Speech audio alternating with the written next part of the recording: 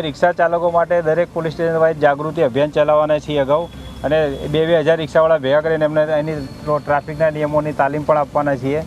તેવા બધા પ્રોગ્રામોનો અમે એવું નક્કી કર્યું છે. આજની હડતાલ પૂરી થઈ જાય એની બદલ અમે તમામ મીડિયાના મિત્રોનો આભાર માનીએ કે જેને અમને સાથ સહકાર આપ્યો અને જે અમારા વાલા રિક્ષા ચાલકો જે હડતાલમાં જોડે તમામનો અમે આભાર માનીએ છીએ.